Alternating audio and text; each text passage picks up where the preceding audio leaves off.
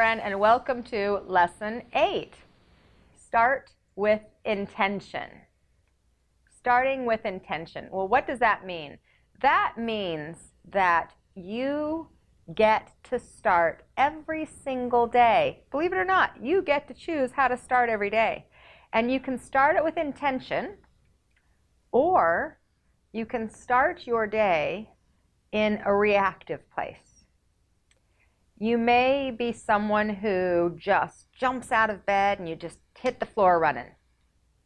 And if you are one of those people, it's likely that you feel like you're putting out fires all day long. You know, it's kind of like you're an emergency room worker and there's always something going on and you're just rushing from one thing to the other thing to the other thing. And if you are a person that starts out from a reactive place, then it's likely that that energy, that anxiousness kind of moves throughout your entire day.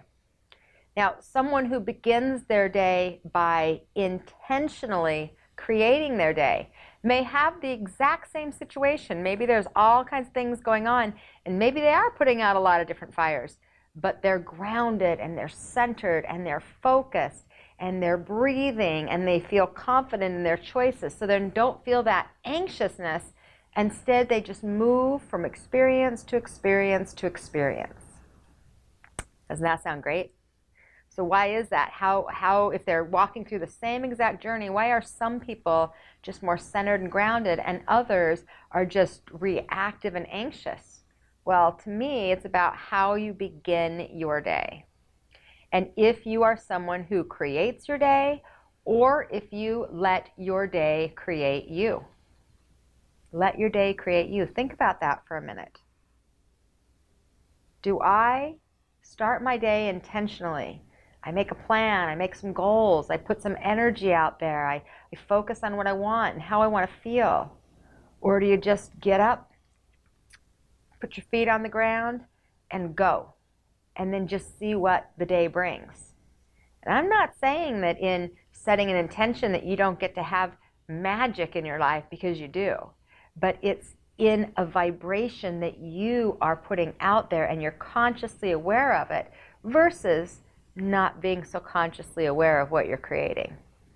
So what I like to do is have you think about what are the things that you do habitually, pretty much every single day, in that first hour of your day.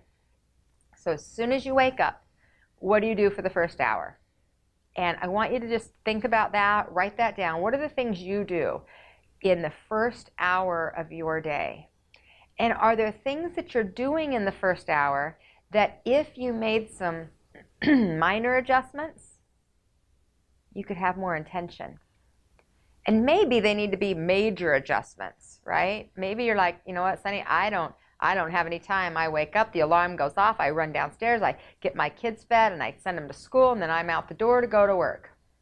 Maybe starting a half hour early might give you the opportunity to create your day so you don't feel like you're always in a race. A lot of people say to me, I can't get up that early. It's just, there's no way. That's a choice.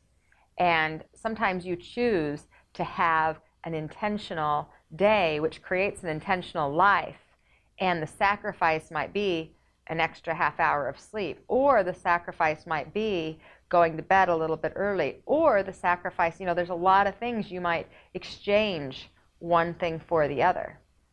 I'm going to tell you why I think this is so important. In my world, in my life, what I've learned is that if I don't start my day intentionally, if I start my day from a place of reaction, everything in my day shows up that way. It's just like that, just keeps happening and happening. Now, I have a very contrasting life. There's a lot of things that I cross paths with on any given day. I have a lot of clients. I have friends and family. I have a very full life, and I'm very blessed in that way. But with my clients, they're usually coming to me because there's a lot of challenge or conflict or pain or death or disease that's going on within their experience or in their lives, and they're looking for help and solutions and guidance and direction. And if I were someone that were reacting to every single situation that crossed my path, literally, Like literally, I don't think I'd survive. So not only maintaining my energy, which we've already learned about, but more importantly, being able to be intentional with my energy and my day are critical. So I'm going to tell you the things I do every morning, not because this is the right way, not because it's the only way, but because I find that my life changed dramatically when I began to take these 5 steps and do them extremely consistently. What does that mean? That means every frickin' day. Every day, every day, every day, every day. Okay, so I'm going to give you my 5 steps. Number 1, every morning, whether it's 5 minutes, 2 minutes, 20 minutes, 2 hours, I meditate. Meditation to me is not about going in and receiving answers and guidance. Meditation to me is about plugging in, connecting with spirit, saying, I am asking you to guide me. I want to be spirit first, and I want to be connected to spirit first. I want my guidance to come from my heart and my spirit, not my head. So meditation to me is that time to really tune in, connect, open up, to receive the energy throughout the entire day. The second thing that I do is I invite Archangel Michael into my space. I ask him to help me to hold my own energy, which we've already learned, right? You learned that back in lesson 4. To hold my own energy, to be able to be the observer, not the absorber, and to help me to carry my vibration for myself and for others. So I do a visualization, I do an invocation, sometimes I just say the words, sometimes I do an entire meditation to connect with him. It depends on the amount of time I have, honestly, because some days we have more time than others, right? So depending on what I need, but I always invite Archangel Michael to work with me to help me to hold my own vibration. Number 3, I open my arms to the universe, way out, like that, or like that. I know I'm cutting my arms off, but just imagine that they're stretched out to the universe, okay? I open my arms, I breathe into my heart, and I make a statement, and I say it until I really feel this energy of I am open and receptive to all that is good. And the way that I say it is different. Like, people always want to know, what exactly do you say? It changes every day, but it's something about being willing to receive. And the reason that that's so important to me is because that has been a big issue for me. That was a challenge for me, was to be willing to receive support, help, guidance, direction. And that's something that I know is a life journey for me, is being open to receive. So I state that and I say that and I feel that until I really am embodying it. And then I move on. The next thing I do, this is the 4th, is I ask Spirit, I just make a statement, how may I serve? Actually, I guess it's a question. I just ask the question, how may I serve? And as I ask that question, I really just open my heart to being of service in the way that is for my highest good and those around me. And then the last thing I do is when I get up out of bed and I say the greatest prayer I think can ever be said. And that is, thank you.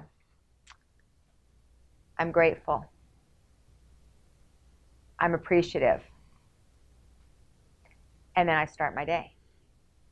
And in doing that and setting that kind of energy and that intention, as I kind of go about my day, I also, when I get into my office, then I literally create my day. What are the things I want to focus on today? What are the things I want to accomplish today? And I put that energy in kind of a goal sheet of sorts that really helps me stay focused. I add some of the things to my calendar and things like that. But most importantly, my friends, is we want to get to a place where we realize we have the power to create our day. And if you're not creating your day, it is going to be created for you. And do you want your day to be created for you? So those 5 steps, I'm going to just share them with you one more time. Meditation, number 1. Number 2 is calling in Archangel Michael. Number 3, I am open to receive. Number 4, how may I serve? And number 5, thank you. So those are the steps I take. And I really hope that as you've walked through step 1 here, and we're at the end of lesson 8, which means we are moving out of that pain.